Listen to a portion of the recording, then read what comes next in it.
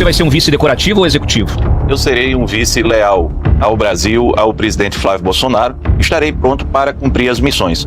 O vice é uma retaguarda presidencial.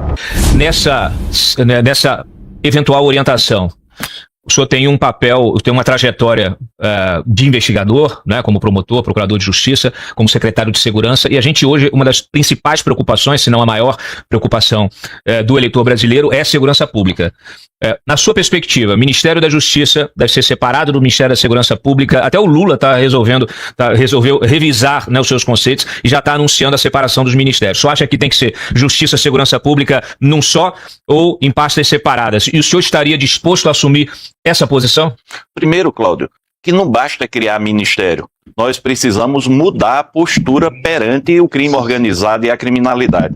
Tem essa história do Lula, depois de 16 anos de governo do PT, mais de 16 anos, quase 20 anos, ele próprio com 12 anos de mandato, dizer agora ao público que vai criar o Ministério da Segurança Pública. Isso é uma falácia, não resolve da parte do PT absolutamente nada.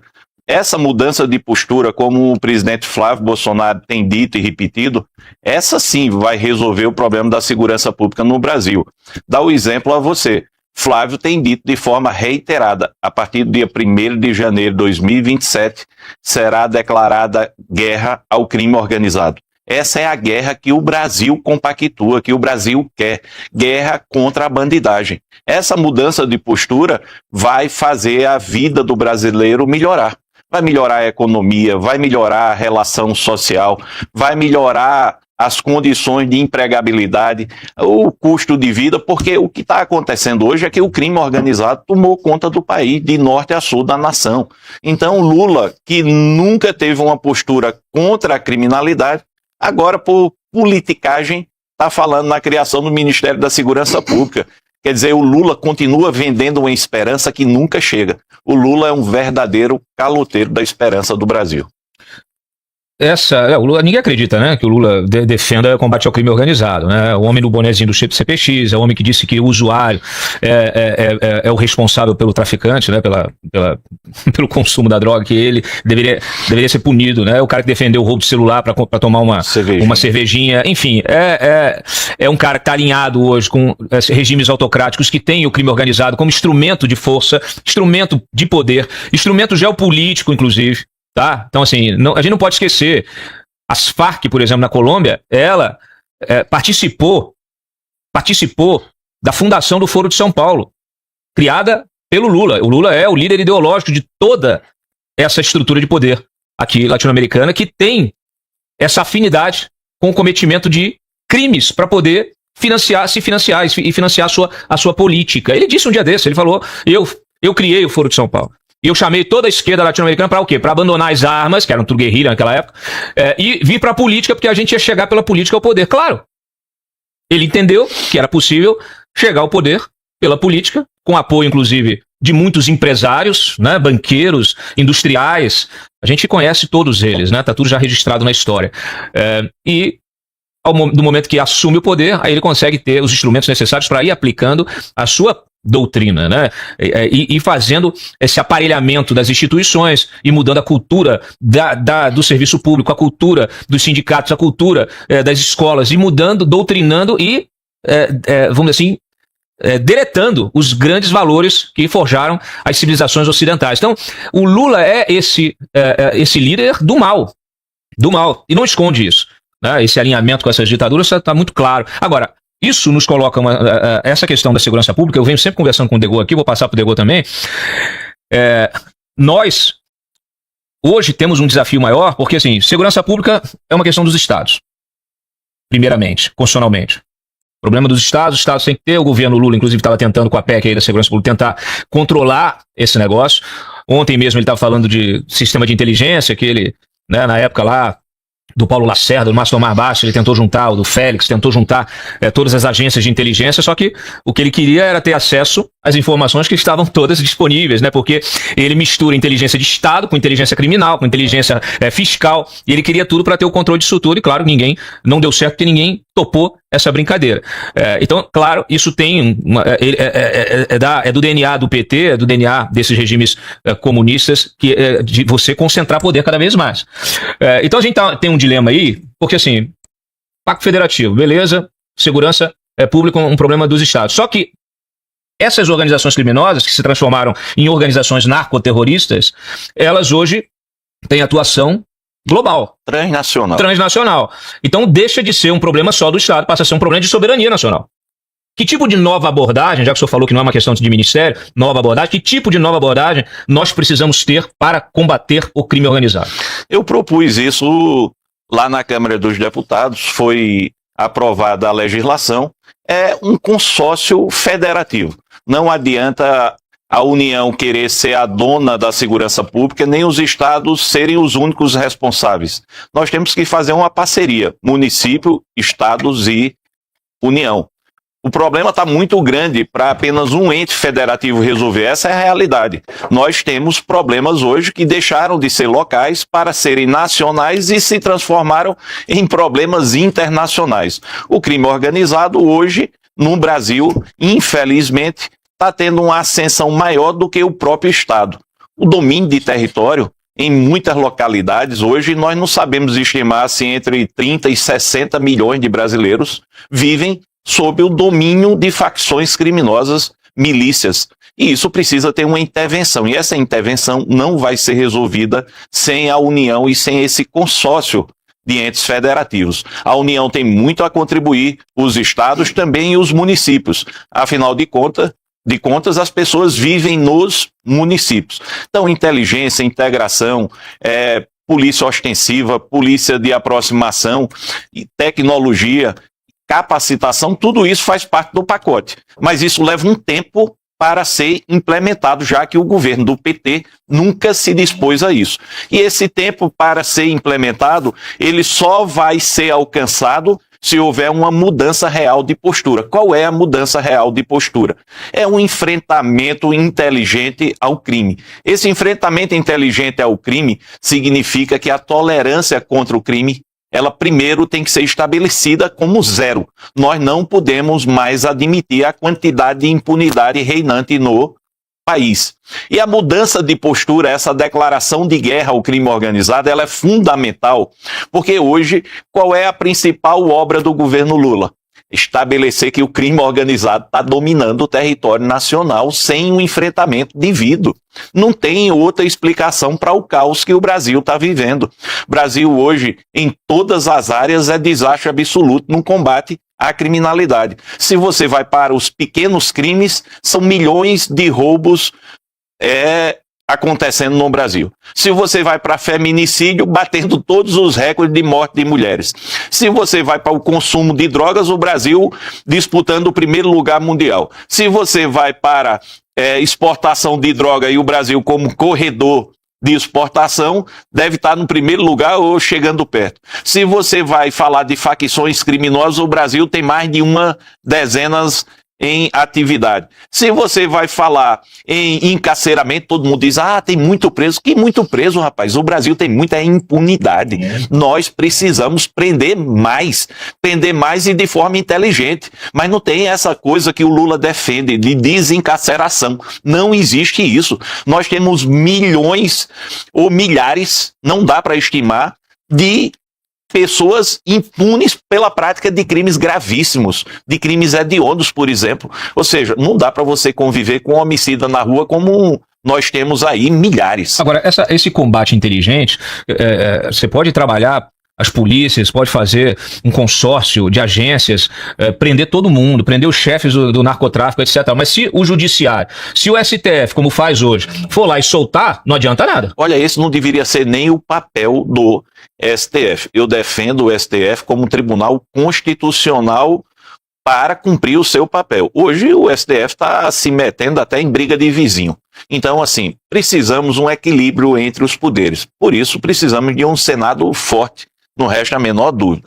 Mas hoje a pior postura em relação a combate à criminalidade, não tenha dúvida nenhuma, vem do governo Lula, vem do poder executivo. O governo Lula, ele é um governo que consegue entrar nos territórios dominados pelo tráfico, por exemplo, nos territórios dominados por milícia. Por quê? Porque é um governo que mantém uma boa relação com esse tipo de bandidagem. Nós não podemos ter isso. Enquanto o Flávio Bolsonaro tem nas suas costas quase 2.000 ameaças, o Lula tem a seu favor os aplausos da bandidagem. A bandidagem mais perigosa, ela está ao lado de Lula. A bandidagem quer ver o Flávio morto, porque sabe que o Flávio vai enfrentar esse sistema criminoso, esse sistema corrupto. Então, não tenho dúvida nenhuma. Se o Brasil quer um enfrentamento ao crime e ao crime organizado, o Flávio Bolsonaro fará isso, especialmente a partir do dia 1º de janeiro de 2027, com a mudança de postura clara. Bandido tem que estar preso,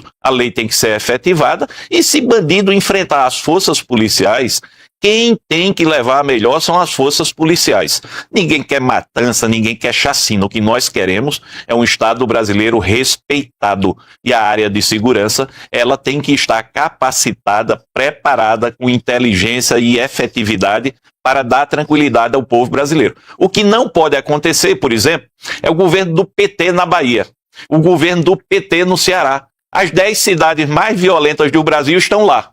Olha só o fracasso do PT na segurança pública. Como é que você vai pegar um governo que anda irmanado com a criminalidade para combater a bandidagem? Não existe isso. Então, o PT já mostrou, se tem uma coisa que ele não sabe fazer, não quer fazer, é omisso, e já demonstrou isso ao longo desses quase 20 anos, é combater a criminalidade. Então, os bandidos do Brasil hoje estão trabalhando e torcendo para a vitória do Lula, porque sabe que isso é um ambiente perfeito para o crime organizado continuar a amedrontar, matar, tomar conta de território, fazer lavagem de dinheiro, destruir famílias. Dia 5 agora, janeiro.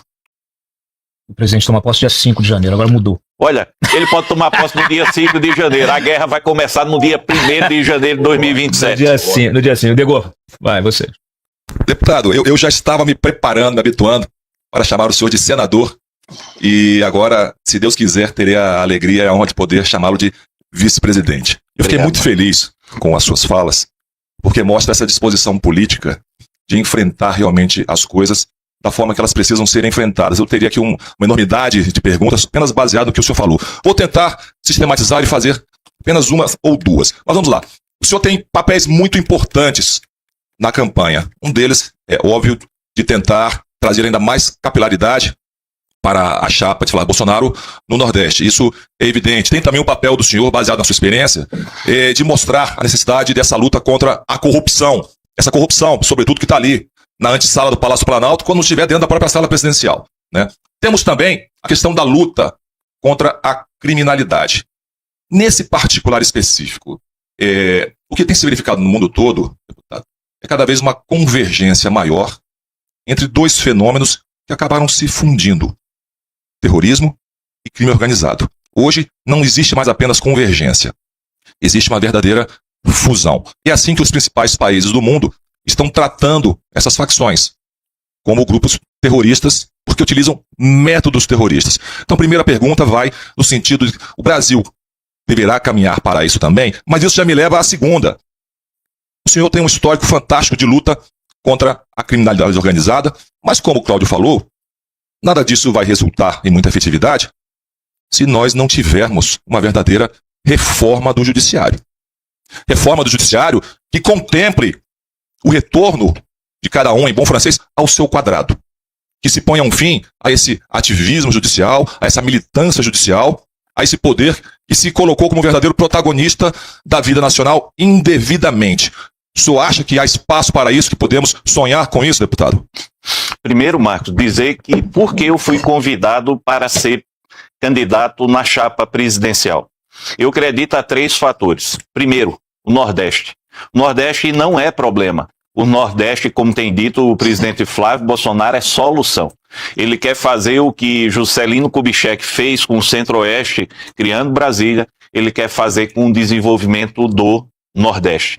O Nordeste é uma região que tem tudo para a virada de chave da nação, onde a gente pode potencializar o crescimento do país. Eu estou muito feliz. Mas peraí, vai mudar a capital para Alagoas? Olha, o Brasil será muito bem-vindo a Alagoas, mas Alagoas não precisa disso. Alagoas precisa de um olhar diferenciado, assim como todos os estados do Nordeste. A capital pode ficar em Brasília, mas os investimentos e o olhar diferenciado vamos destruir, se Deus quiser, essa falta de esperança do povo nordestino. No Nordeste nós temos bolsões de desenvolvimento e temos grandes bolsões de vulnerabilidade.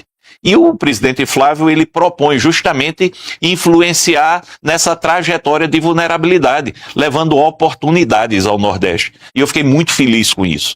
Segundo ponto que me trouxe a chapa presidencial é o discurso de combate à criminalidade. Fiz isso a minha vida toda, 24 anos como promotor, chefe do Ministério Público, secretário de Segurança que fui 2 vezes, enfrentando a bandidagem, enfrentando o crime organizado.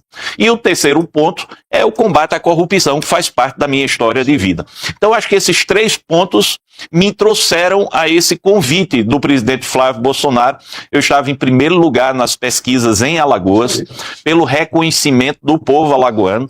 Eu dei esse passo porque é a minha primeira legislatura, agora como deputado federal, eu antes era do Ministério Público, e fui convidado ainda nesta legislatura a compor essa chapa presidencial. Voltando a dizer, eu estava em primeiro lugar nas pesquisas. Eu acredito num projeto do presidente Flávio Bolsonaro e do grupo. Nós temos um projeto para o Brasil. Por isso, não pensei 2 vezes para aceitar esse convite. E deixar claro, não há espaço para a defesa que o Lula tem feito dos grupos terroristas nacionais. Ou você quer me dizer que o PCC, que domina território, faz uso de explosivo, as outras facções do mesmo jeito, que portam fuzis, matam agentes indefesos da sociedade e matam agentes públicos, que determinam com ideologia a forma de ação, com domínio de território, não são agentes terroristas? E o Lula está indo ao mundo dizer, deixem em paz os meus bandidos. Aqui esses meninos merecem proteção. É assim que o mundo tem visto o Brasil. Então o Flávio Bolsonaro já deixou isso muito claro. Nós vamos classificar as facções e as organizações criminosas como terroristas, excelente, porque é verdade. Excelente. Eles estão botando explosivo em drones. Drone.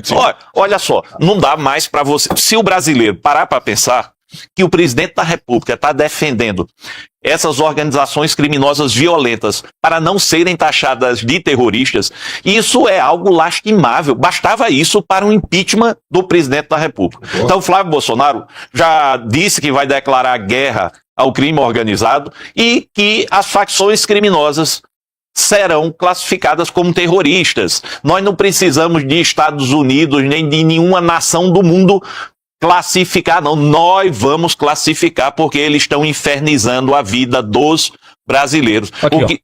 Aqui, ó, a imagem de ontem, ó, lá no Rio, ó, o drone jogando a bomba. Tem o áudio, inclusive. Dá pra ouvir o áudio aqui? Produção. Olha aí, ó, sendo jogado lá, joga a bomba. Dá pra ouvir o áudio? Vai, volta aí, põe o áudio, abre o áudio aí. Ganha no áudio. Aí, ó, olha isso. Não. Volta lá, volta no... Isso, pronto. Perfeito. Mãe, o drone com a granada aqui. Não, bota lá. Bota lá, tava certinho. Aqui, põe lá. Caralho, vai soltar aqui na rua. Soltou.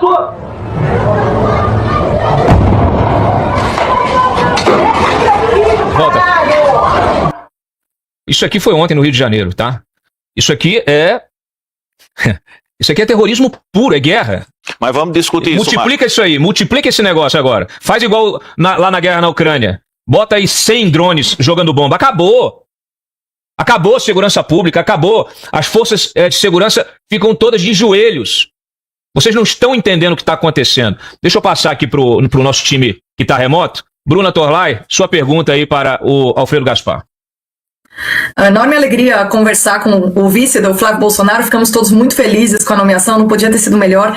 E eu quero trazer o seguinte assunto: o senhor ressaltou muito essa posição do Lula em favor do crime organizado, que a gente conhece e que a gente lamenta, mas junto com a ascensão do PT ao poder, nós vimos também acontecer a difusão da mentalidade da tal da bandidolatria. E isso também chegando no judiciário. Nós vemos decisões, juízes, promotores, a gente vê uma leniência, por isso que acho que o Dego justamente perguntou sobre a necessidade da reforma do judiciário, se vai ter clima, porque me parece impossível combater o crime organizado, o narcoterrorismo, sem reforma do judiciário, né? Essa é uma preocupação grande. Agora eu queria, assim, que o senhor me fizesse, se possível, uma linha do tempo da difusão dessa mentalidade no judiciário, da bandidolatria, ou seja, dessa cumplicidade de promotores e juízes. Eu sei que não são todos, eu sei que tem muita gente que resiste a isso, mas eu queria que se o senhor pudesse fazer uma linha do tempo de quando é que essa mentalidade foi se ampliando e dar para a gente um parâmetro do quanto essa mentalidade tomou o judiciário. Se é uma minoria, se não,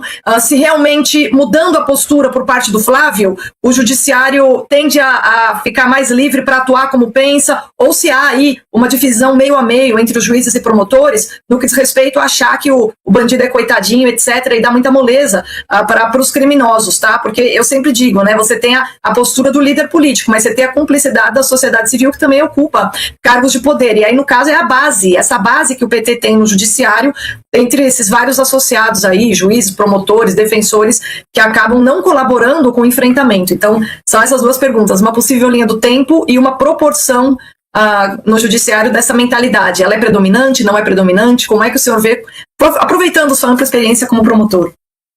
Olha, Bruna, primeiro eu gostaria de voltar à pergunta do Marcos e fundir com a sua pergunta também. É claro que o Brasil precisa de uma reforma do judiciário, como também precisa de uma reforma ampla dos demais poderes. As instituições e os poderes estão desacreditados no país. Mas o judiciário tem levado isso a outro grau. Muito disso vem para a proteção dos corruptos. Se nivela todo mundo com a liberalidade da lei para fazer favor aos grandes criminosos. E aí termina repercutindo no restante da cadeia de repressão. Essa é a minha concepção. Reforma no judiciário, diante desse ativismo exacerbado, diante desse ganho acima do brasileiro médio, sem mostrar o resultado efetivo, isso é uma necessidade. Mas nós não podemos desconhecer que existe dentro do sistema de justiça atores formidáveis, atores que precisam ser prestigiados também, e que hoje estão calados por essa opressão de uma suposta maioria que hoje tem a ideologia da esquerda. Então, assim, o judiciário, ele tem tudo para exercer um papel fundamental na República. Mas hoje o Supremo Tribunal Federal, através de 3 ou 4 ministros, sequestrou o judiciário, calando vozes dissonantes na cadeia de justiça. Essa é uma realidade. Quando começou? Começou a partir do momento que os homens públicos da nação passaram a perder credibilidade e tudo passou a ser decidido via Supremo Tribunal Federal. Supremo Tribunal Federal gostou do poder e hoje não está apenas com o poder, hoje está comandando a nação, a ponto de querer influenciar, infelizmente, com suas decisões até as eleições presidenciais. O que está sendo feito de perseguição à família Bolsonaro é algo inacreditável. Goste-se ou não da família Bolsonaro, hoje é uma família perseguida. Então, assim, enquanto o Bolsonaro leva uma investigação porque encontrou uma baleia ocasionalmente no mar, o Lula pode comer uma paca e mostrar o Brasil e não tem nenhum tipo de reprimenda. Eu estou falando assim de forma bem simples, para dizer ao povo brasileiro que se tivesse Bolsonaro comido uma paca no Palácio do Planalto, esse mundo tinha caído. Você vê um presidente da República que não roubou R$1 do povo brasileiro ser submetido a uma busca e apreensão de uma arma que estava em posse da polícia. Existe isso aonde no mundo? Você vê um presidente da República decente ser submetido a uma busca e apreensão para constranger atrás de um cartão de vacina. Minha gente, se isso não for perseguição, eu realmente não sei o que é. Por isso, o papel do judiciário, eu estou dando um exemplo, o papel do judiciário precisa ser rediscutido, os poderes precisam de um reequilíbrio e todo mundo voltar a respeitar a Constituição. Então, a reforma do judiciário já devia ter ocorrido. Não ocorre até o presente momento, porque faltam parlamentares independentes da nação. Nós temos chefes de poderes que deveriam exercer com altivez as suas funções, mas ficam aí fazendo jantares e agradando o presidente da República. Isso está errado. Viu, Davi Alcolumbre? Nós deveríamos ter independência entre os poderes. Sem dúvida. Harmonia, não tenha dúvida, mas independência é o principal ponto de equilíbrio para que a nação se mantenha numa democracia e numa república Virou chantagem, federativa. Né? Virou chantagem. O governo Lula, o Lula governa com esses ministros do Supremo e faz chantagem em cima de todos os caciques, por isso que não tem aliado nenhum na chapa presidencial. Todos os partidos saíram fora, por isso que a solução virou uma solução caseira, puro sangue aí.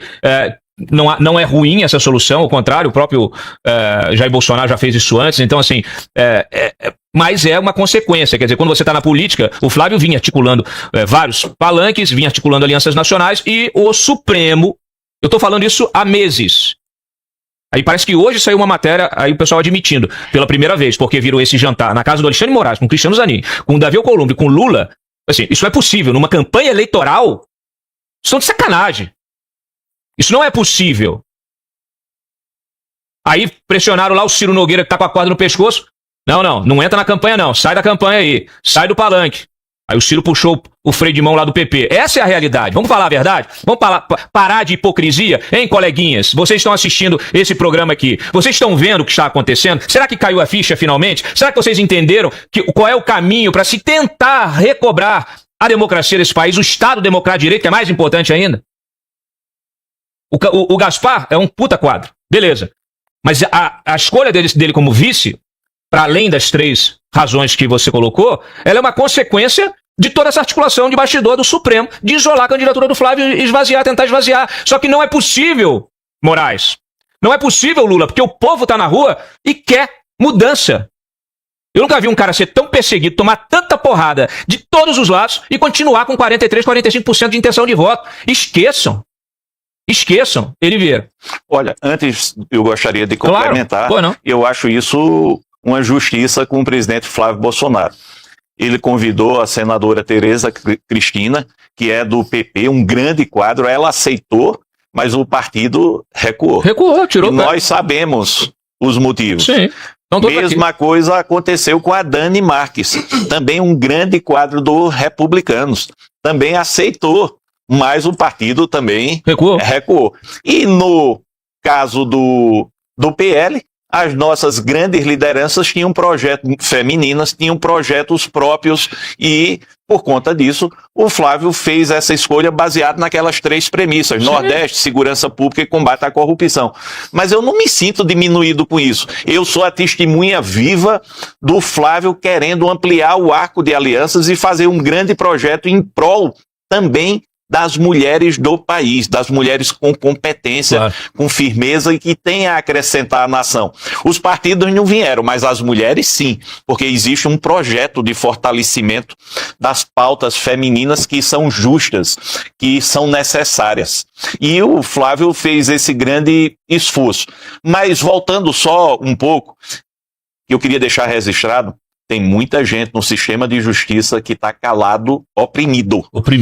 Porque não pode ter voz. Se tiver voz, imediatamente vai sofrer uma consequência. Então vamos deixar claro, o sistema está muito mais corroído por cima do que por baixo. Quando a linha mestra ela for liberta dessa opressão, nós iremos equilibrar o sistema. Isso aí é o segredo de Tostines. Eu não sei se isso vai acontecer e vai gerar essa libertação, essa liberação, ou se precisa haver essa liberação para poder mudar essa linha mestra. Porque, assim, eu, inclusive, assim, aconselho a todos os juízes, procuradores, pessoal do sistema de justiça, servidores públicos que hoje estão se sentindo oprimidos, que venham a público. Porque quando vocês começarem a falar, vão ser tantas vozes que não vai ter caneta. Porque não vai ser impossível o Moraes prender todo o Brasil. Vai ser impossível isso acontecer. E quando eu narrei o que estava acontecendo do ponto de vista de articulação, muito pelo contrário. Eu acho que a tua solução, eu já falei publicamente ao vivo aqui, foi a melhor a solução. E isso, pelo reflexo que isso teve dentro do movimento bolsonarista, dentro da direita, Obrigado. você é unanimidade. Obrigado. Inclusive, nem a Tereza era unanimidade, nem a Michelle era unanimidade, nem Daniela era unanimidade, embora sejam grandes quadros. A Dani, infelizmente, não pode nem dizer que pode ser ministra, porque o Marcos Pereira tá lá enforcado também com o Digimais. Então, assim, essa é a realidade, tá? Aqui não tem papas na língua, não. Aqui não tem filtro. Essa é a realidade. Agora, a tua escolha foi a melhor escolha possível. Dentro de um quadro, inclusive, que eu tô aqui. Eu olho pro entorno do Flávio, as pessoas não sabem fazer leitura política. Muita gente fala assim, eu não gosto do Flávio, não gosto do Flávio. Olhe o entorno do Flávio, olha a equipe, olha que você tem um Alfredo Gaspar, tem um Rogério Marinho, tem um Saxida que teve aqui também fazendo propostas, tem a Dani também ajudando ali nessa área de economia, área social, área de mulher. Você tem, eu poderia fazer uma lista aqui, podemos inclusive fazer essa lista depois, né, Dego? Você que inclusive está assinando um artigo ontem na Gazeta com a Dani Marques, você também está colaborando de alguma maneira. Então assim, o que é mais bacana disso tudo é que a direita, o que não falta é quadro com gente competente para poder ajudar a contribuir a fazer esse novo projeto e a gente sair desse ciclo vicioso. A gente tem outras pautas, eu preciso rodar com os nossos comentaristas, porque tem umas outras pautas que eu ainda quero te perguntar do Lulinha e do Lindbergh. Eli Vieira. Bom dia, deputado, bem-vindo ao programa. Essa questão que você e o Cláudio estavam comentando aí sobre gente oprimida dentro do judiciário, eu até vou antecipar um pouquinho, sem tirar a prioridade do meu colega David Agape. Ele está preparando uma reportagem provando, tá? Tem gente dentro do judiciário que foi alvo da banda podre. Então, em breve ele deve estar publicando isso aí. A minha pergunta pro senhor é sobre a CPMI do INSS, né, que até projetou o senhor como uma figura nacional. O relatório final da sua CPMI, da sua relatoria, foi rejeitado no voto, né, o governo conseguiu essa proeza, porém os nomes que o senhor revelou ali, como o Cláudio já estava falando ali, já não saem mais no noticiário e só se enrolaram mais, o que vinga o trabalho do senhor, mostra que houve qualidade ali na investigação. Mas, como o Cláudio deu aí a dica já, o Lulinha enrolado com a Roberta Luxinger, tá ali o Antunes, o careca do INSS, foi além do INSS, o senhor já colocou ali no relatório o Ministério da Saúde, né, o esquemão lá da maconha, e por aí vai. E a gente, como eu disse, no noticiário já vai vendo isso. Mas a minha pergunta para o senhor eu estava lendo esse relatório hoje, eu revi uma expressão que o senhor usou, que foi captura do Estado. Então parece que vai além dos tais descontos, desse crime contra os aposentados. A coisa parece que é mais profunda, que eu gostaria que o senhor elaborasse. O que é essa captura do Estado que o seu trabalho investigativo revelou? E concatenando com essa pergunta, eu gostaria que o senhor explicasse também como é que esses descontos saltaram de 820 milhões em 2022 para 1,66 bilhão em 2023 com o Lula no poder, 3 bilhões e meio em 2024. O que possibilitou essa explosão, né, de roubo dos aposentados? Olha ali. Aproveita e traz para a gente a cifra, né, da lavagem desse sistema. 30 quantos bilhões? Não, nós fomos para uma rede de lavagem de dinheiro que não conseguimos nem mensurar exatamente quantos bilhões, mas ultrapassava e muitos 100 bilhões de reais. 100 bilhões de reais. 100 bilhões de reais. Mas ultrapassava muito além disso na rede de lavagem de dinheiro. Já pegaram até numa operação que teve aqui contra o PCC, já pegaram uma das empresas que vocês tinham identificado na CPMI. Claro, nós vamos falar sobre isso, mas eu gostaria, para não perder o fio da meada, voltar à pergunta do Eli. Ele falou o que é captura do Estado. Olha, o PT tem uma sistemática. A sistemática de estruturação e infiltração nos poderes. E ao longo de mais de 16 anos ele conseguiu isso aí. E tem que se dar parabéns à estratégia do PT. O Estado brasileiro foi capturado no Mensalão. O Estado brasileiro foi capturado no Petrolão. O Estado brasileiro foi capturado no INSS. O Estado brasileiro foi capturado no Master, que nasceu lá no PT da Bahia por ideia de quem? De Rui Costa e Jacques Wagner, líder e homem forte do governo Lula. Vamos ser objetivos. A captura do Estado brasileiro é porque os poderes estão numa promiscuidade e nós estamos sem confiabilidade nos poderes e nas instituições. Com um dedo e a digital de quem? Infelizmente, do Lula e do PT. O Estado brasileiro está contaminado pela corrupção. Quando eu falo captura do Estado brasileiro, porque nós vamos além do INSS. O que foi, e respondendo à segunda pergunta, o que foi a captura do Estado brasileiro no INSS e no sistema de previdência? Lupe tinha sido enxotado do Ministério anos atrás, suspeita de corrupção. Isso é trabalho. Quem trouxe ele de volta para a grade ministerial? Lula. Botou quem no segundo da hierarquia? Adroaldo portal. Colocou quem no INSS? Stefanuto, Vigílio, André Fidelis e companhia. Eles capturaram o sistema de previdência. Stefanuto tinha liberado lá em 2016, no governo Dilma, tinha liberado que essas associações elas pudessem fazer parte do sistema de desconto. Se você olhar, foi tudo devidamente planejado. No governo Lula, ele conseguiu a tempestade perfeita. Nós saímos de descontos associativos lineares para uma escala vertical estrondosa. Lá chegando a mais de 3 bilhões de reais de roubo por ano. Ei, e quem estava no meio disso tudo aí? Um personagem hoje conhecido do Brasil, chamado Careca do INSS. E quem estava sócio de Careca do INSS? Lulinha e Roberta Luxemburg. Você diz, chegou na cozinha presidencial. Que cozinha, rapaz? Está no gabinete presidencial. O que é que aconteceu com Lulinha? Está no seio da família. Lulinha foi para a Espanha, foragido das investigações. Olha, Lulinha está na Espanha, corrido das investigações. Quando eu botei no relatório e descrevi, disse, Alfredo, perseguição. Hoje a Polícia Federal, que o Lula e os asseclas dizem que é a polícia do governo Lula, foi obrigada a abrir até agora 3 inquéritos contra Lulinha por corrupção, tráfico de influência. Lulinha foi para a Espanha, foi para Portugal, foi para o mundo pago com as vantagens do roubo dos aposentados e pensionistas.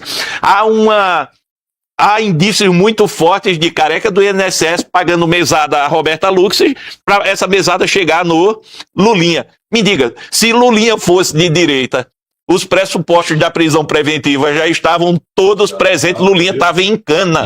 Mas Lulinha é filho do presidente da República. Está curtindo Madrid, na Espanha, em endereço comercial, que custa mais de 100 mil reais o escritório mais simples.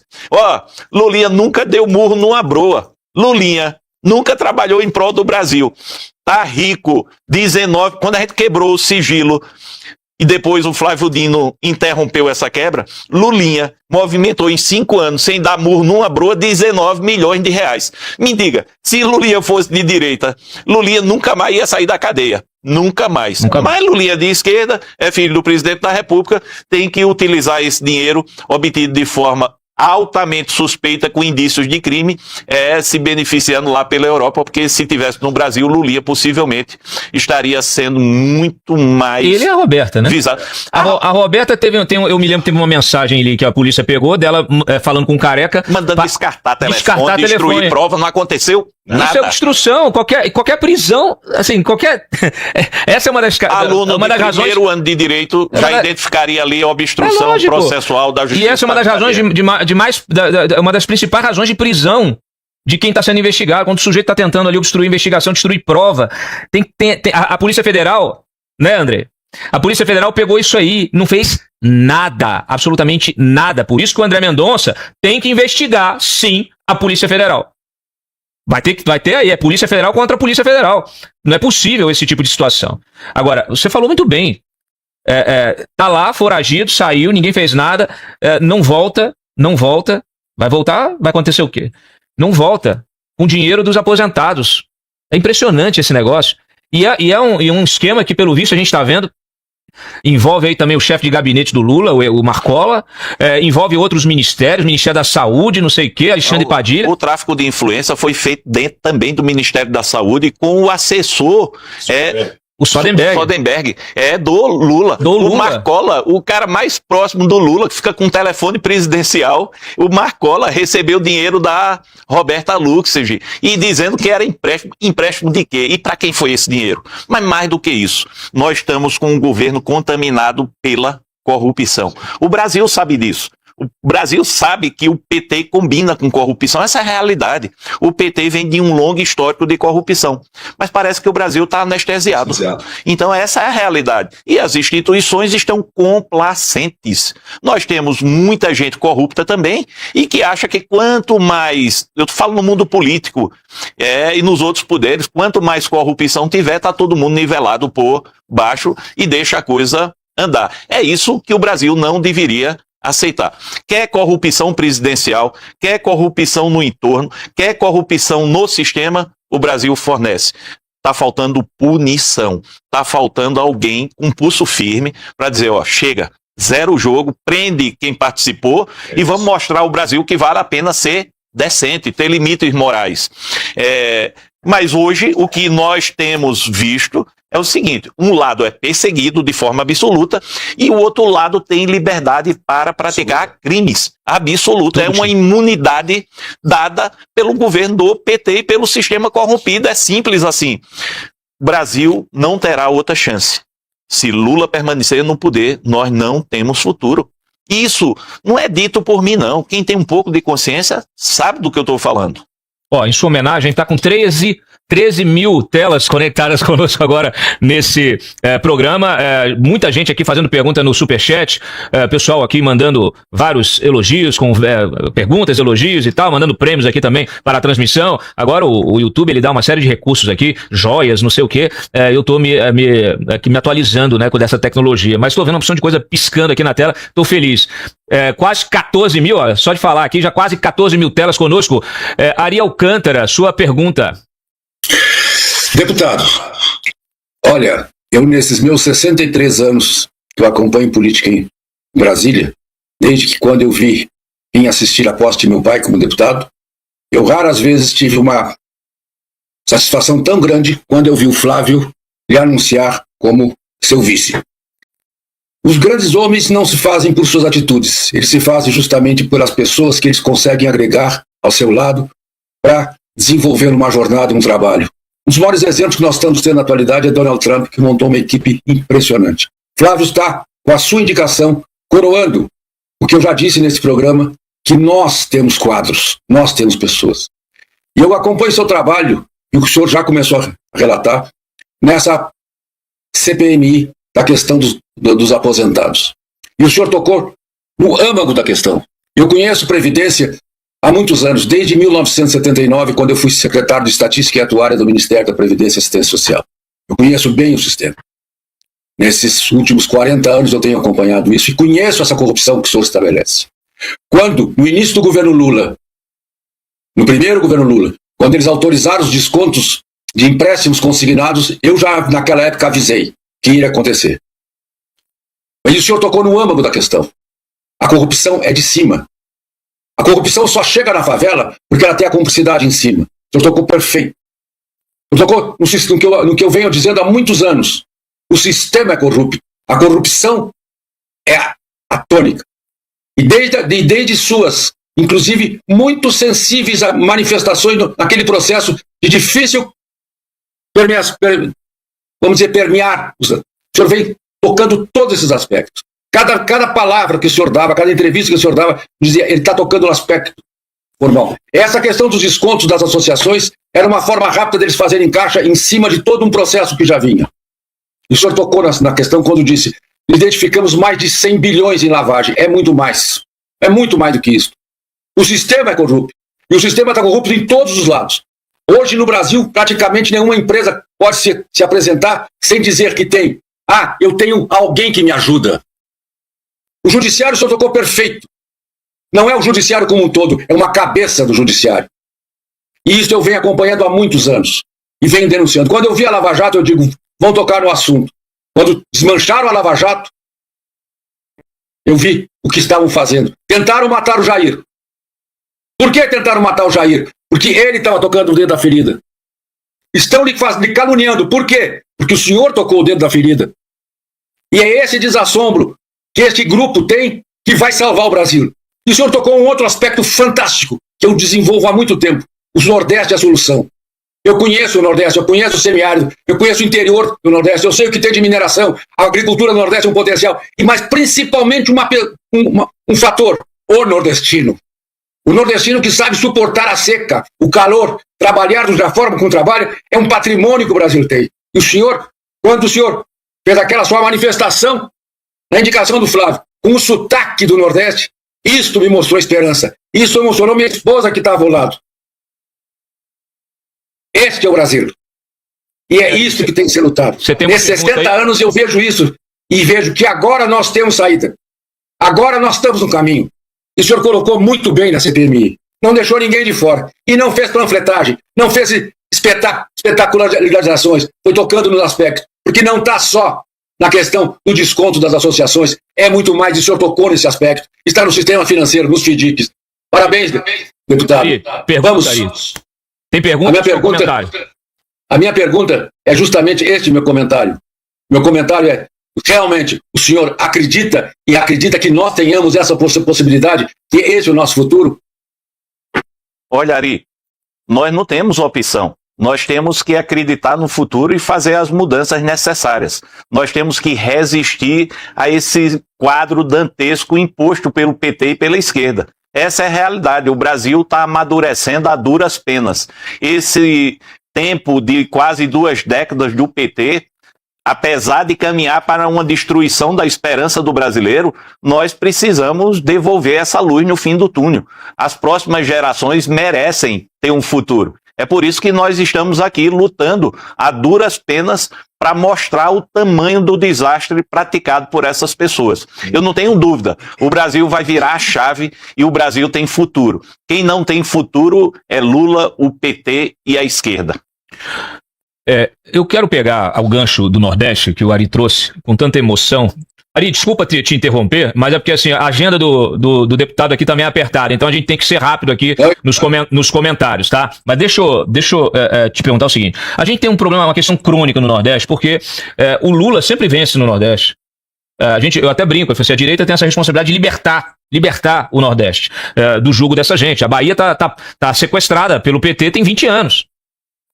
Então assim, o que acontece? O senhor como nordestino, o que acontece? O senhor que tem a cabeça do nordestino. O que acontece que o nordestino, de uma maneira geral, prefere eleger o Lula sabendo de tudo, sabendo da corrupção, sabendo da incompetência, sabendo da irresponsabilidade agora, inclusive com as contas públicas, de uma maneira brutal, assim, quem assumir no dia 5 de janeiro de 2027 vai pegar uma herança maldita, vai ser muito complicado governar esse país do jeito que o Lula está deixando essas contas. Então, assim, eu queria que o senhor trouxesse essa mentalidade. O que acontece, na sua opinião, e como, e aí que está o X da questão, como a campanha de Flávio vai quebrar isso? Como que vocês esperam convencer, mudar essa consciência do eleitor nordestino? Olha, nós não podemos falar do Nordeste como uma unicidade. Sim. Nós temos parâmetros diferentes no Nordeste. Se você olhar as regiões metropolitanas, o debate ele se dá em torno de fatos mais persistentes no dia a dia. E você vê que há uma aproximação entre as candidaturas de Lula e Flávio nas regiões metropolitanas. Mas vamos falar do outro Nordeste, do Nordeste que é castigado pela seca, pela falta de oportunidades, do Nordeste que obriga o trabalhador a acordar antes do amanhecer do dia e dormir depois do anoitecer para ter o mínimo de subsistência. Esse Nordeste ele foi capturado de que forma? Olha, o Lula é que trouxe o Bolsa Família. Sem o Lula, o Bolsa Família vai acabar. Sem o Lula, a fome vai piorar. Sem o Lula, o que está péssimo vai ser uma tragédia. Essa mentira, ela tem que ser desmanchada justamente com informações. O Flávio vai chegar no Nordeste com oportunidades. Não vai ser apenas o Bolsa Família e o assistencialismo, que hoje são necessários, mas vai ser a abertura de oportunidades. A gente tem que chegar com empreendedorismo, temos que chegar com vaga de trabalho que não precisa o trabalhador morrer no cabo da enxada, temos que chegar com tecnologia para essas reformas agrárias que Lula propõe fajutas, sem dar apoio, assistência técnica e maquinário. A gente tem que transformar a vida do nordestino para melhor. Lula acabou de inaugurar uma questão de transposição de canal de água. Se você vê o improviso, é lá um container que daqui a 6 meses está podre, enferrujado e aquilo vai desabar. Então o nordestino não quer esmola não, o nordestino quer oportunidades. E você só retira o conceito que o Lula é o salvador do povo nordestino mais sofrido, porque isso foi uma ideologia incutida pelo PT, se você chegar com mais oportunidades. Como? Vai ter o Bolsa Família? Claro que vai ter que ter, mas vamos dar a porta da solução. Vamos profissionalizar e deixar essa pessoa dar ao seu filho um futuro melhor. Porque você pensa que a mãe de família, o pai de família que recebe o Bolsa Família, ele quer que o filho receba? Quer não. Ele quer que o filho vença na vida. Ele está tendo o Bolsa Família porque não tem o que comer em casa, mas ele quer que o filho estude, ele quer que o filho trabalhe, ele quer que o filho tenha uma casa própria. Então, assim, o Nordeste é um local de oportunidades, é a solução do país. E o povo nordestino é muito trabalhador e decente. E tem uma coisa, o povo nordestino é grato. Criaram uma falsa imagem de gratidão para o Lula.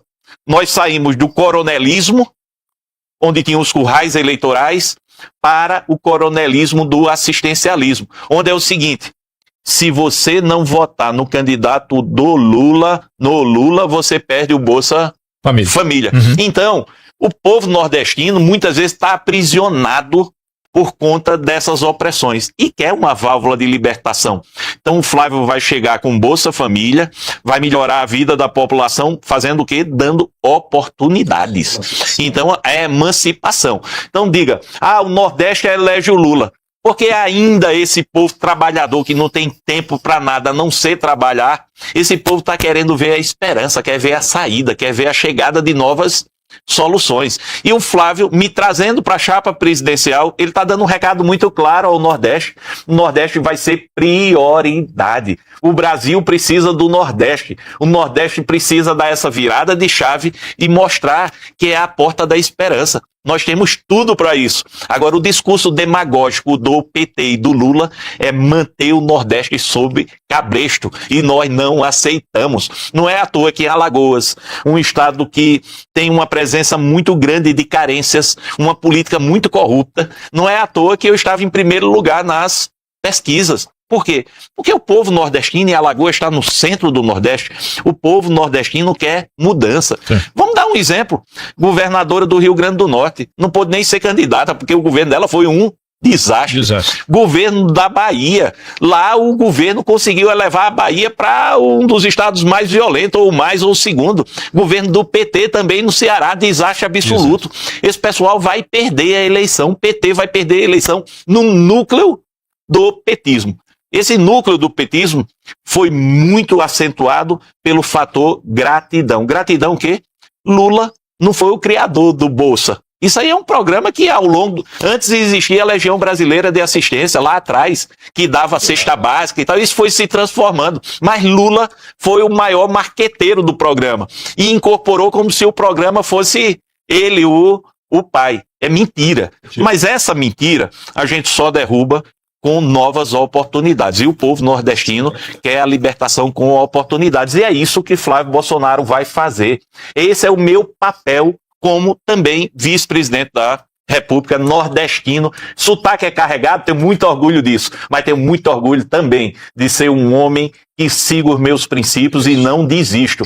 Eu sou nordestino com muito orgulho. Claro. E nós do Nordeste, nós queremos oportunidade, coisa que Lula não nos deu. Alagoas tem uma dificuldade enorme, né? Eu fico aqui imaginando, me colocando no seu lugar, o senhor como uma liderança hoje nacional, mas assim, para escalar na política dentro de um sistema como a política de Alagoas, que ela é dominada há muito tempo pelos mesmos grupos, deve ser uma coisa difícil, né? O senhor teve aliança com o Renan Calheiros durante um tempo, depois rompeu, hoje está mais próximo do Arthur Lira.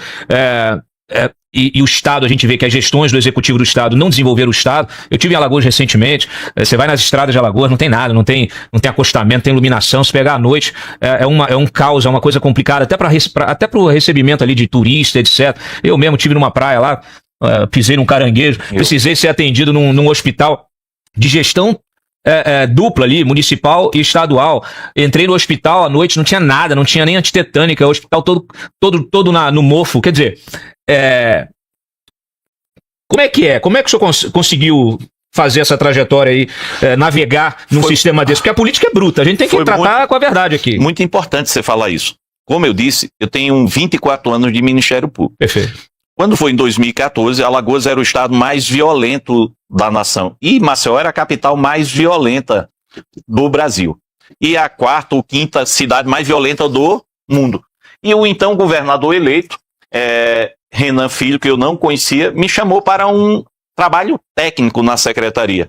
E nesse trabalho, no ano de 2015, nós levamos a Alagoas a maior redução de violência do Brasil, reconhecido pelo Ministério da Justiça petista. 2016, esse atual ministro foi nomeado pela Dilma para ser ministro, o STF disse que não podia, isso afetou todos os promotores de justiça, eu saí do governo. Voltei para o Ministério Público, fui 2 vezes chefe da instituição, depois fui candidato a prefeito de Maceió, ganhei no primeiro turno, perdi no segundo, depois reassumi a Secretaria de Segurança Pública, também lá, graças a Deus, tive muito sucesso, e quando foi na ocasião da discussão política, o então governador Renan Filho me disse que apoiaria Lula e apoiaria o atual governador, e eu não concordei com isso. Por não concordar com isso, só me restava os incomodados que se mudem. E deixei o grupo do então governador, Renan Filho, e fui para uma candidatura independente a deputado federal. E fui o primeiro mais votado da capital e o segundo mais votado do estado. Durante esse percurso, nós nos unimos no bloco de oposição. E nesse bloco de oposição, é evidentemente que a minha primeira participação é ser oposição àquilo que diz respeito ao meu mandato, as coisas erradas que estão acontecendo no país. Claro. E essa foi a minha fidelização aos meus princípios. Eu estar exatamente onde meus princípios determinam que eu estivesse. Fui para a CPMI do INSS, ainda pela União Brasil, e vendo toda essa safadeza hoje, que responsabilidade não apenas de Lula, mas responsabilidade de atores políticos também que se vergaram às safadezas do Lula. Eu resolvi ir para um partido que eu me sentia mais próximo dos seus ideais, que era o partido que abrigava o Bolsonaro. Sim. Vim para o PL. E aí, enfrentando o Renan, enfrentando Arthur Lira, resolvi ser candidato a senador, mesmo tendo uma reeleição de federal bastante segura.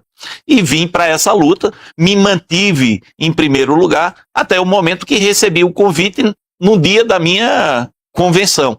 E pensando no país, e mais uma vez indo para um desafio gigantesco, nem olhei para trás, vim servir ao país com muito orgulho ao lado do presidente Flávio Bolsonaro. Ou seja, esses atores políticos eu sempre me mantive aqui distante, porque os meus princípios comigo na política, eles nunca me abandonaram. Eu acho que a política bem feita, ela pode mudar uma nação. Acontece que o povo está tão desacreditado que não adianta nem você falar que uma grande parte da população não acredita mais na boa-fé de político não acredito, nenhum, né? Não acredito. Aliás, a gente tem aqui um VT de uma entrevista que eu deu na época que o senhor era secretário de segurança lá de Alagoas. Solta aí, produção. Olha, Valões, nenhum policial sai de casa para matar. Policial que sai de casa para matar é policial criminoso. Mas nenhum policial está autorizado pelo secretário a sair de casa para morrer. O policial tem que sair de casa, cumprir o seu dever e voltar para a sua família com vida. Entre 1 milhão de bandidos e um único policial, eu quero que morra 1 milhão de bandidos. Eu quero o meu policial voltando para casa com vida, após cumprir a sua missão. O que nós precisamos é dar apoio ao nosso policial, para que ele trabalhe com a tranquilidade de que efetivamente o Estado não lhe abandonará. Agora, a postura da segurança pública é bem clara. Policial, o bom policial, é o policial que cumpre o seu dever e dentro da legalidade volta para a sua casa, mesmo que para isso precise tombar a quantidade de bandidos que forem necessários. Excelente colocação. A gente tem um vídeo mais recente, o senhor já na CPMI do INSS, esse vídeo já virou célebre, né? A sua frase também já entrou para os anais dessa república e nos anais de alguns também. Coloca lá, por favor. O Brasil me chamou de estuprador.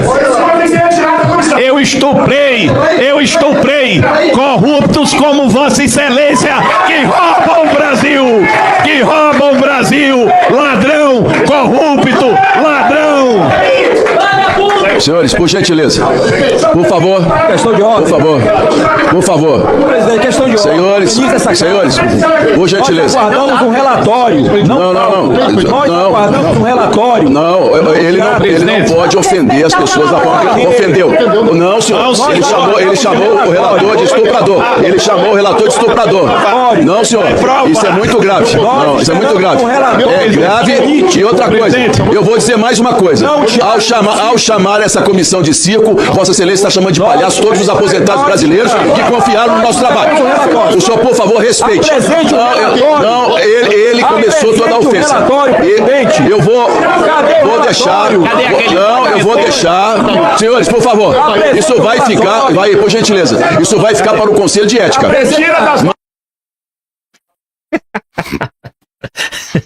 Você já estuprou muito corrupto? Olha, eu tenho que rir disso aí. São os momentos sérios que fazem com que a gente goste da política também. Porque não dá, né? A gente tem que ter gente com coragem para fazer o enfrentamento e o debate. Agora, é lógico, ali é o debate parlamentar. Um pouco mais exaltado, mas é o debate parlamentar. Só que, em função desse debate, o senhor virou alvo de uma representação no Conselho de Ética. Ontem saiu o Hugo Mota já, né, que tem o apoio do Lula para recondução, já articulou internamente nos bastidores e colocou o Ricardo Maia, do MDB, para ser o relator do seu projeto. O problema é que o Ricardo Maia votou, inclusive na CPMI do INSS, com o PT.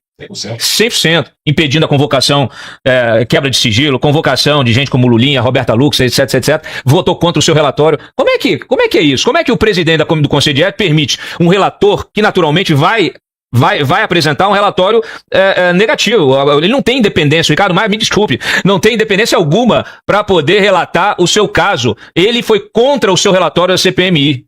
Cláudio, se me permitir, por gentileza. Eu sou político brasileiro vítima da maior farsa, da maior fake news destinada a um político na história do país. Olha, eu estava lendo o relatório, pedindo a prisão de Lulinha, pedindo o indiciamento de Lulinha e mais 215 investigados, dentre eles um senador da República e 3 deputados federais, quando o PT, com seu maior criador de fake news, por um ato criminoso de Lindenberg Farias, vem e me desfere esse ataque vil e infame. Eu tive que me manter sereno, lendo 4.000 páginas, porque eu tinha uma missão a cumprir. Desde o primeiro momento eu denuncio a farsa e essa fake news. Desde o primeiro momento eu noticiei e representei contra Lindenberg Farias e Soraya Tronic por esse ataque criminoso, vil e infame. E de celeridade. Disponibilizei e mostrei que era mentira. Eu disse que não tinha vítima, nem tinha fruto de uma relação que não existiu. Todos ficaram inertes. Faz 5 meses. 5 meses. Deixa eu dizer, a justiça está falhando comigo. Mas o poder investigativo da imprensa já desmoralizou a farsa, mostrou quem foi que comprou uma denúncia, mostrou que o que foi comprado para fazer essa denúncia se acoloiou com eles e agora está acusando eles de terem pago e mostrou Pix. Eu quero dizer que isso é uma vergonha. Se tiver justiça no meu país, e eu espero que ainda sobre alguma justiça, Lindenberg Farias e Soraya Tronic e esse outro que foi comprado deviam estar presos e os 2 parlamentares caçados. Mas eles têm a proteção do sistema. Para mim, como brasileiro, eu quero dizer, eu sou vítima de uma fake news violenta. Mexeu com a minha mãe de 84 anos, eu estou casado há 36 anos, eu tenho filha, nora, tenho 2 netinhas, doeu na minha alma. Mas as pessoas desde o primeiro momento viram a verdade. E agora a verdade está estabelecida. Foi montada dentro do gabinete dos parlamentares. Uma farsa. Não tem prova. Eu disponibilizei meu DNA há 4 meses para confrontar com quem, se não existe vítima. E agora foram atrás do denunciante. O denunciante está denunciando os parlamentares. Minha gente, essa farsa é uma vergonha. Isso devia ter uma lei Alfredo Gaspar, exigindo a cassação imediata de Lindenberg e Soraya Tronic. Mas você falou, Hugo Mota está apoiando o Lula. Tu acha que o Hugo Mota vai ter um olhar especial para isso? Vai nada. O Hugo Mota vai querer estar ao lado de Lindenberg. Mas eu estou trazendo essa informação. A gente deu em primeira mão essa informação das relatorias ontem, porque é engraçado, né? Foram 2 relatórios. O que vai relatar, os 2 do MDB, os 2 governistas, os 2 votaram contra o seu relatório. E aí um tá com a relatoria da representação contra o senhor e o outro tá com a relatoria da representação contra o Lindenberg. Então, assim, é óbvio que tá tudo errado, né? Tá tudo errado. E a gente precisa fazer a denúncia disso aqui, porque não é possível que se mantenha essa situação. Tá todo mundo torcendo daqui, torcendo dali, manipulando aqui, rasgando a legislação, rasgando o regimento interno, rasgando a Constituição. Vamos parar com essa safadeza. Vamos parar. Cláudio. Aliás, eu trouxe essa história desse comerciante lá do Rio, que aí falou, opção de coisa, contou todo esse negócio aí, envolvendo o cara lá do Conafé, o Lindenberg, etc. Eu liguei pro Lindenberg, o Lindenberg falou o seguinte, não, isso é um picareta e tal. Eu falei, tá bom, mas Lindenberg, o que você tem pra apresentar contra o cara? Eu falei assim, não, tem os vídeos aí e tal, mas me fala uma coisa, qual a denúncia? Me dá as pessoas que estão na denúncia. Ele falou, não, a gente mandou e tal, mas era a tal da Jailma. Eu falei, mas a Jailma é justamente o nome da pessoa que o comerciante está dizendo que foi inventado, que era da tal da Marcela, que foi comprada para prestar um depoimento fictício para a revista Piauí. Então, assim, está corroborando a versão do denunciante. Lindenberg. Eu chamei ele aqui, o Lindenberg pode vir aqui. Lindenberg e Soraya foram na conversa de um vigarista. Sim. E me noticiaram contra mim um crime gravíssimo. Não tem diferença entre o cara que inventou e o cara que propagou. Eles que praticaram a denunciação caluniosa, porque eles deram voz a esse elemento, lá do Rio de Janeiro, seja lá de onde for. E esse cara ficou extorquindo eles, parece, aí terminou ligando para o meu gabinete para dizer, olha, foi tudo uma armação.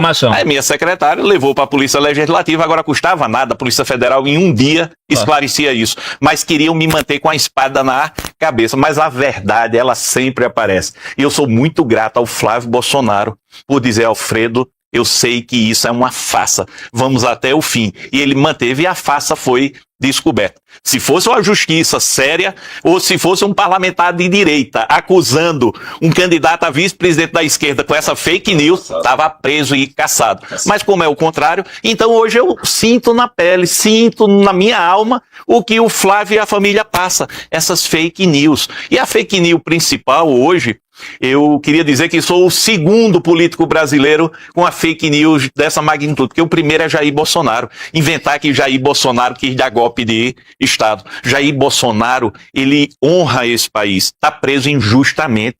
Eu gosto sempre de deixar claro, goste-se ou não de Jair Bolsonaro, mas foi ele que resgatou o verde e amarelo e o amor do Brasil, do povo brasileiro, à sua pátria. Então, queria deixar muito claro, essa farsa acabou e eu quero ver o que a justiça vai fazer de responsabilização desses dois parlamentares criminosos. Eles se utilizaram de um terceiro maldosamente, tem piques para esse terceiro e o jogaram, quiseram assassinar a minha reputação, mas eles não contavam.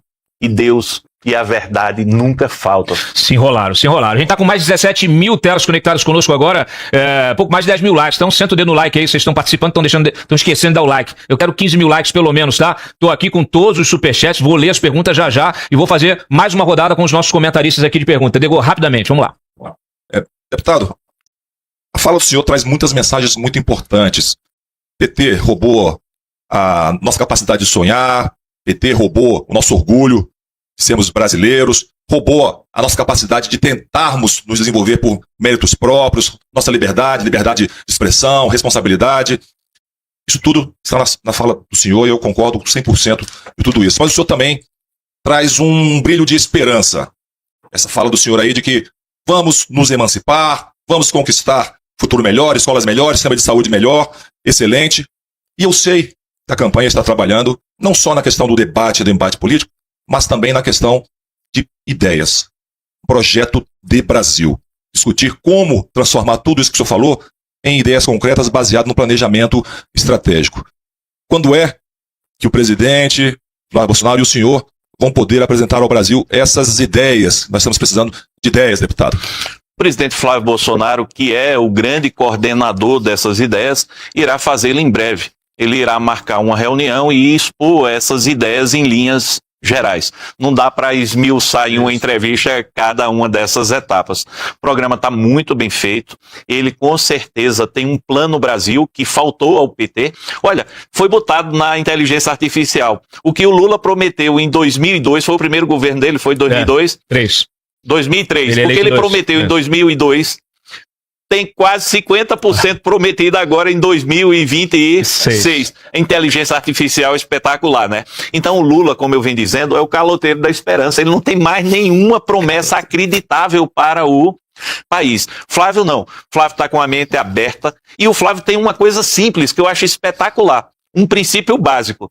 Não vamos gastar mais do que arrecadamos. Tá aí o Lula. Lula, olha, tá com 105 bilhões faltando para exames, para internações, para remédios, para pagamento da área de educação. Ou seja, o país hoje está com 85% das famílias endividadas. O maior juros real do mundo. As famílias vão ao supermercado, elas podem ir até com mais dinheiro, mas sai com menos comida, porque estão perdendo o valor. Então, assim, O que é que eu posso dizer? É que o Flávio, enquanto o Lula está gastando como se não houvesse amanhã, o Flávio terá responsabilidade e prioridades. E a prioridade número 1 dele é o povo brasileiro, o bem-estar do povo brasileiro. Essa vai ser, com certeza, a linha mestra, o bem-estar do povo brasileiro. Mas em algumas áreas, ele vai ter que dar um choque. E um desses choques de gestão, não tenham dúvida, o Flávio vai partir para cima declarando guerra ao crime organizado. O Brasil vai ter... Nós vamos mudar nossas relações com o eixo diplomático. Enquanto Lula bajula ditadores, enquanto Lula mete dinheiro na Venezuela, Cuba e nos países totalitários, o Flávio vai manter relações pacíficas com a democracia no mundo. Nós vamos resolver esse problema de tarifaço. Quando se fala de soberania, por exemplo, rapaz, o povo brasileiro está sem soberania. Sabe por quê? Porque nós temos quase 60 milhões de brasileiros sob domínio do crime organizado. E Lula não toma uma atitude. Então quem está nos tirando a soberania é o Lula. Ele está falando de soberania. Como soberania, essa dona de casa não pode ter o seu filho muitas vezes circulando na rua porque o traficante ou o miliciano está com um fuzil. A sua filha tem que namorar com um traficante, senão morre a família toda, o povo sem emprego, o povo sem oportunidade, a picanha e a cerveja. Que picanha e cerveja, Marco? Então vamos lá, o Brasil precisa mudar de rumo. E a esperança do povo brasileiro é que o Flávio faça um governo competente, sério e eficiente, coisa que Lula, por mais de 16 anos, e o PT não conseguiram. E não vou fazer. Deixa eu ouvir aqui os nossos comentaristas remotamente. Últimas perguntas aí, pessoal. Eli, você. Eu queria saber, deputado, o que vocês conseguiram descobrir sobre o Frei Chico, né? A gente falou tanto do Lulinha aqui, mas tem tantas pontas, né, que a CPMI do INSS puxou que eu sou obrigado a voltar ao assunto. Então, o que a gente sabe do Frei Chico? Ele foi exonerado, nada foi encontrado sobre ele estava ali vice-presidente do Sindinap, né? Um dos sindicatos que estavam fazendo esses descontos do pagamento dos aposentados. Frei Chico, vice-presidente do segundo sindicato que mais roubou dinheiro dos aposentados e pensionistas.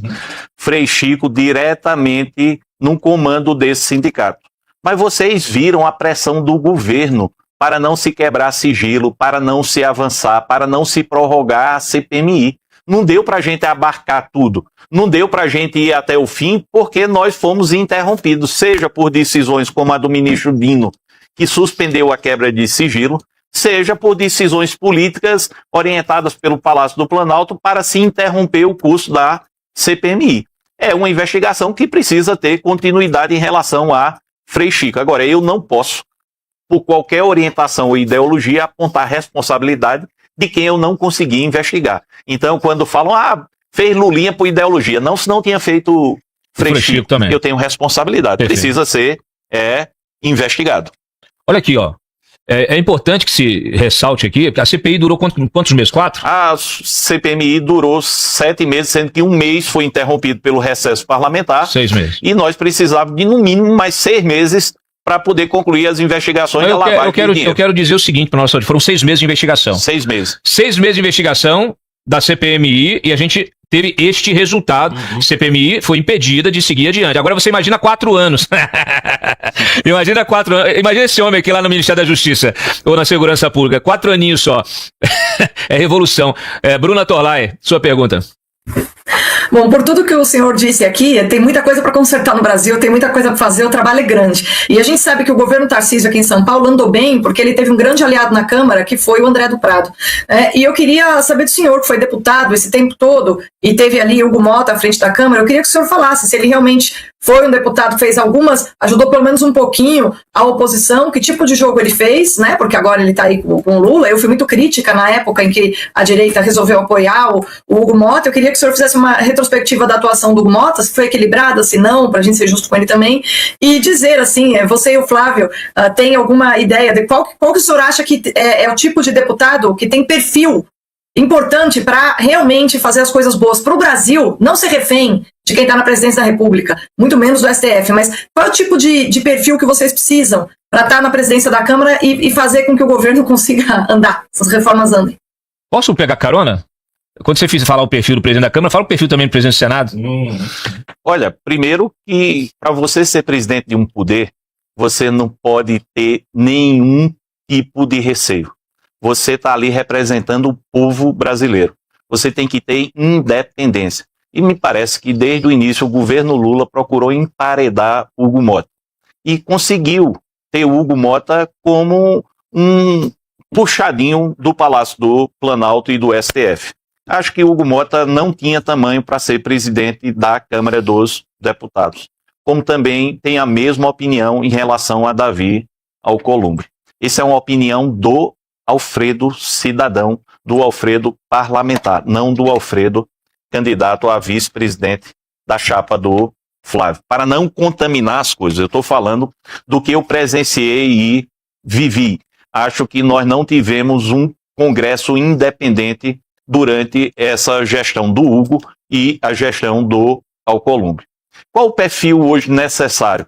É o perfil de independência, que não venha a reboque uma série de suspeitas e denúncias. Porque se essas suspeitas e essas denúncias não têm fundamento, o Congresso deveria ter agido totalmente diferente. Como? Colocando os poderes no equilíbrio institucional. Nós ficamos a reboque de votações e o Palácio do Planalto mandava recursos para esses recursos praticamente comprarem votos de parlamentares. Isso é muito ruim. O parlamento não precisa de dinheiro, o parlamento precisa de postura, precisa trabalhar 100% focado no que é melhor para o povo brasileiro. Eu tenho uma coisa que gostaria de deixar muito clara. Espero que o próximo presidente da Câmara e do Senado tenham independência e hajam 100% focados no que for bom para o povo brasileiro. Não precisam ser aliados nem inimigos do futuro presidente Flávio Bolsonaro. O que se precisa é trabalhar em parceria para o Brasil estar bem. Mas o Brasil só estará bem se aquilo que for aprovado pelo parlamento for bom para os brasileiros. Eu espero que o povo brasileiro mande para o Congresso Nacional parlamentares independentes, parlamentares que estejam de boa fé e que saibam, primeiro, promover o bem do país, segundo, trabalhar para o bem do povo brasileiro e terceiro, que tenham a independência para fazer as fiscalizações necessárias, aplicar os recursos de forma correta e trabalhar para que o Brasil se liberte do que hoje é essa grande prisão de corrupção. Vou te colocar numa saia justa agora. Se o senhor fosse eleito senador, não tivesse como candidato a vice, ano que vem, se eu estaria lá, em fevereiro, teria que eleger um presidente do Senado. Estariam concorrendo o Rogério Marinho e o Arthur Lira, eleito agora aí, que vai... Se o senhor saiu, ele assumiu a sua... Vamos dizer assim, ele está agora mais livre para ser eleito para o Senado. O senhor votaria em quem? No Rogério Marinho ou no Arthur Lira? E não adianta falar que o voto é secreto, não. Olha, primeiro que eu não preciso esconder posição nem ter voto secreto. Rogério Marinho está pronto para ser o presidente do Congresso Nacional e promover o equilíbrio dos poderes e promover a respeitabilidade do Senado da República. Perfeito. Se eu fosse candidato ao Senado e estivesse no Senado, o Rogério Marinho tivesse um voto, esse voto seria meu. Não consigo discordar dele. Ari Alcântara, é para fazer pergunta, hein, Ari? Não é para fazer discurso, você não é candidato. Eu falei para você, se você quisesse ser candidato, você teria que ter feito igual a Júlia Lucia e a Carol Esponza. Agora é tarde, agora você é jornalista, comentarista, então faça a sua pergunta, porque eu tenho que liberar aqui o deputado também. Perguntando, deputado, nós temos dois escândalos que emergem do mesmo processo, o Master e a questão dos descontos dos aposentados. Aliás, eu fui descontado indevidamente, eu fui vítima. O Master começa no desconto consignado do Credit Sexta. E os descontos a questão dos descontos do INSS começam do Frei Chico, enfim. Nessas suas investigações, até que ponto o senhor une os dois escândalos? Porque, evidentemente, o cordão umbilical une os dois. Até que ponto o senhor vê as duas situações como filhos do mesmo pai? Master e Credit Sexta. Só que Master, Credit Sexta e INSS. Só que a CPMI do INSS, o senhor com 4 meses produziu resultados, indiciou pessoas, enfim. E o Master até agora nós estamos sendo empurrados com a barriga. Como o senhor junta os dois? Olha, Alcântara, só fazer uma breve retrospectiva. Quando nós tivemos esse atual sistema de previdência lá em 1993. O atual vice-presidente da República, Geraldo Alckmin, foi o relator de uma legislação que deu início aos descontos associativos por meio da CONTAG. Então, pai dos descontos associativos colocado na legislação foi o Geraldo Alckmin lá em 1993, 1994. O Master, ele virou esse problema nacional porque se associou Augusto Lima a dois gênios do mal, Jacques Wagner e Rui Costa, no Credit Sexta da Bahia. Então, assim, são gerações distintas. Um nasceu nos descontos associativos por meio dessa legislação alterada pelo atual vice-presidente. Alterada não, iniciada pelo atual vice-presidente da República. E 2018, com aquele leilão pífio do Credit Sexta, logo depois veio decretos de Rui Costa, com a assessoria do Jacques Wagner, transformando um produto bichado num produto bilionário que foi o Credit Sexta. Era um cartão para comprar comida, se transformou num cartão de consignado que foi aí, sei lá, para quase todos os estados brasileiros e mais de 300 municípios. Então, onde é que esse sistema se encontra? Porque nesses dois sistemas nós temos uma digital que ninguém conseguirá tirar nem esconder. É a digital do PT. Tem alguém mais ligado a sindicato do que PT? A CONTAG é ligada a quem? Ao PT. Passou aí mais de década... O presidente é irmão de um deputado PT. Pronto, que eu indiciei. Passou mais de década sozinha reinando em desconto associativo. E o Master nasceu aonde? Nasceu na Bahia. Ministro da Justiça do Lula recebendo mesada. Ex-ministro da Fazenda do PT recebendo mesada. Então, assim, vamos lá. O Master tem um pai. O pai é o PT. O INSS, esse desconto associativo, tem pai. O pai é o PT. E quem é o pai do PT? O pai do PT, no teste do pezinho que deu no INSS e deu no Master, o pai foi descoberto e não precisou ir para o ratinho. O pai se chama Lula. Lula é o pai dos escândalos. Agora, quem quiser, conta a narrativa que for, porque narrativa qualquer um pode contar. Mas o pai, no teste do pezinho da investigação, chegou no Lula. Deixa eu lhe fazer aqui uma pergunta para a gente encerrar aqui, algumas perguntas do nosso chat, tá? Uma pergunta aqui. Pergunte, por favor, ao doutor Alfredo o que ele entende sobre a aplicação do princípio da publicidade sobre ato jurídico de escrutínio de voto e o modo como se faz o escrutínio eletrônico atualmente. Olha, primeira coisa, se você falar... Você viu que o nível do nosso chat é lá em cima. Se você falar sobre esse questionamento, vocês estão querendo que eu seja colocado para fora da chapa presidencial, tá certo? Eu acho que tecnologia, seja ela onde for, ela merece uma auditoria contínua. E espero que o presidente do TSE e o vice-presidente do TSE entendam a necessidade dessa auditoria independente. Publicidade tem que ser pressuposto de qualquer ato. Quanto mais o ato de eleição do presidente da República. Mas vamos falar de uma coisa mais grave. Lula tá aí jogando o dinheiro do brasileiro fora para se reeleger. Tá vendo os bilhões que ele tá gastando para reeleição? Tá faltando na saúde, na educação, 105 bilhões ele tá gastando para comprar a eleição. E não tem autoridade brasileira da justiça que esteja tomando uma providência. Isso é crime. Isso é crime. Então, assim, ô Alfredo, olha, o sistema tem que ser sempre aperfeiçoado e auditado. Publicidade é a chave do negócio. A transparência é fundamental. Mas são discussões que nós temos que fazer além disso. As eleições no Brasil são livres, com o presidente da República gastando bilhões de reais, endividando o povo brasileiro a qualquer custo para se reeleger e nenhuma autoridade está tomando uma providência, por exemplo. Isso aí não é uma fraude à eleição, não? É uma fraude à eleição. Eu acho. Tá certo? Então, assim, nós temos... Se o judiciário toma decisões contra só um candidato e ignora os crimes do outro candidato, a gente trouxe aqui, inclusive a chefe do jurídico da campanha do Flávio, a Maria Cláudia Bucanieri, que é uma profissional nota mil acima de qualquer suspeita, ela é uma técnica.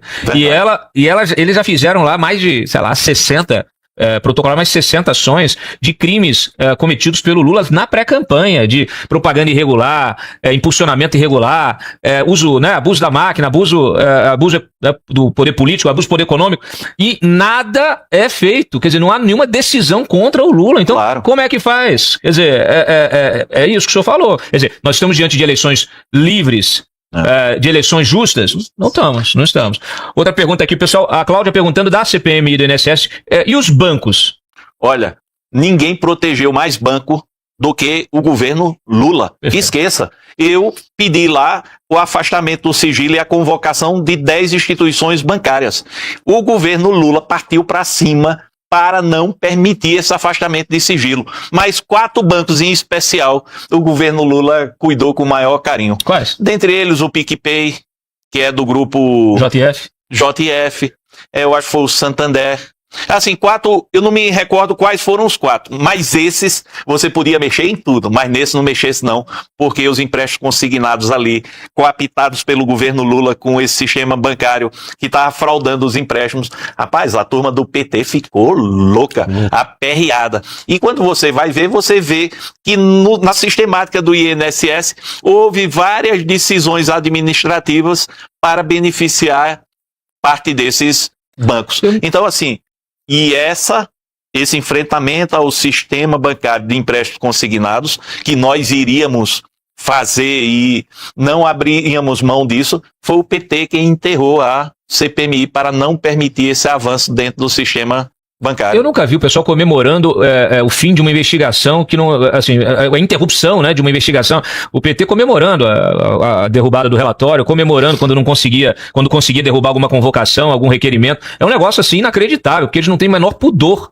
Não tem pudor. Fala assim, gente, mas estão investigando o crime contra aposentado, talvez o crime mais perverso da história da nossa república, porque é o roubo na fonte. É o roubo na fonte. Não chega nem a saidinha do banco, porque nem chega, nem cai na conta bancária do sujeito. Já vem no contra-cheque, já vai descontado, já tomou o dinheiro e já mandou para uma associação dessa corrupta, né? Então, assim, é um negócio perverso. E eu nunca vi o pessoal aí comemorar. Vocês tinham que ter vergonha na cara, viu? Comemorar o fim de uma investigação contra um aposentado. Eu espero que vocês não tenham que passar pelo que estão passando os nossos veteranos de guerra, porque eu chamo os aposentados do Brasil de veteranos de guerra. Eu espero que vocês, que comemoraram o fim precipitado dessa investigação, não passem por o que eles estão passando. Não desejo isso a ninguém, tá? Uma pergunta, não sei se o senhor pode responder, a pergunta da Patrícia. Cláudio, por favor, pergunte para o nosso vice-presidente como será a política com as terras raras no Brasil. Não sei se o senhor tem... Olha, como eu falei, eu vou estar sempre na retaguarda do presidente da República, cumprindo as missões constitucionais e a que ele me indicar. Mas ele tem conversado comigo sobre isso.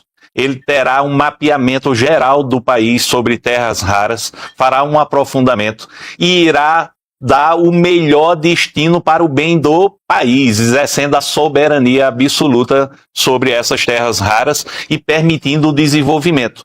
Acabar com essa história de ir para os organismos internacionais onde tiver terra rara, por exemplo, não tem que demarcar como terra indígena, quilombola, porque ninguém pode mexer, por exemplo. Então, todo esse mecanismo que o PT tanto alimenta, Flávio Bolsonaro terá responsabilidade. O Brasil vai poder aproveitar terras raras e nós teremos soberania absoluta. Se o brasileiro soubesse o tamanho das artimanhas que o PT faz com organismos internacionais contra o povo brasileiro, olha, muita gente hoje teria vergonha de ter votado alguma vez no PT. A Magnólia aqui, ela fez a pergunta que eu fiz, ela repetiu aqui, na verdade é quase um elogio aqui. Flávio terá um vice no Ministério da Justiça, menos um salário e um homem preparado. É o Rodrigo, na verdade, aqui com o Rodrigo Conrado mandando aí essa, é uma pergunta e um elogio. O Flávio, presidente Flávio, ele terá um vice leal, preparado para cumprir as missões constitucionais, mas um vice leal, que não vai dar nenhuma brecha para haver traições ao presidente da República. Nós vamos declarar guerra ao crime organizado, eu quero participar desse momento. Nós vamos declarar guerra às safadezas implementadas ao longo dessas décadas pelo PT e nós vamos trazer prosperidade para a nação. O povo brasileiro não vai ser apenas livre, o que é muito importante. Nós vamos ter uma Constituição respeitada, um equilíbrio entre os poderes e oportunidades para as pessoas. O povo brasileiro já experimentou o PT e reprovou. A maioria dos brasileiros reprova o governo do PT. O Flávio vai trazer essa esperança de volta e eu estarei na sua retaguarda cumprindo as missões que o Flávio e a Constituição me derem. Ó, uma pergunta nessa linha aí também, a Bruna, eu adoro a nossa audiência porque ela é qualificadíssima, né? A Bruna perguntando aqui o que o senhor acha desse avanço da China em todos os setores brasileiros. O responsável pela interlocução com a COSBAN é o vice-presidente. A COSBAN é a Comissão Sino-Brasileira, né, que faz de alto nível, que faz essa interlocução ali. Como o senhor realizará essa condução sem afetar negócios, mas protegendo nossa segurança nacional? E aproveito para fazer a pergunta aqui, encaixar a pergunta do Aquário do Nando.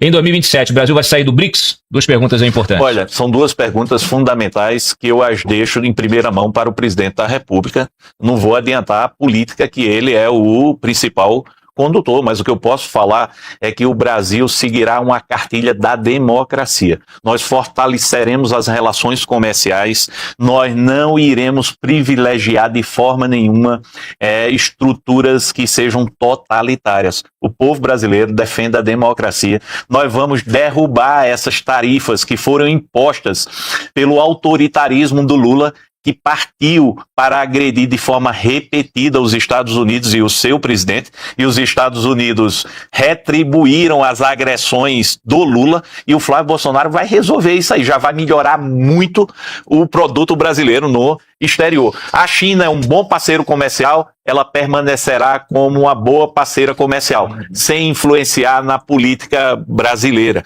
Flávio é um presidente altivo e independente, que vai discutir de igual para igual todas as necessidades do país, mas não vai sair por aí levando a sua ideologia para atacar repúblicas democráticas, como Lula tem feito aí, privilegiando quem? Venezuela, Cuba, botando dinheiro que a gente nunca mais vai ter de volta. Então o Flávio não vai ter problema de se relacionar com ninguém. O que eu posso dizer do BRICS, e o Flávio falará isso, é que jamais o BRICS terá um presidente tão incompetente quanto Dilma. Isso o Brasil jamais mandará para o mundo uma presidente daquela qualidade. A Dilma vai perder o empreguinho dela, saláriozinho de 300 mil reais. Não existe isso. Olha aqui, ó, vamos encerrar, tua assessoria tá me cobrando ali, mas a culpa não é minha. Nós temos aqui um político que gosta de falar, fala bem e tá aí dando o recado.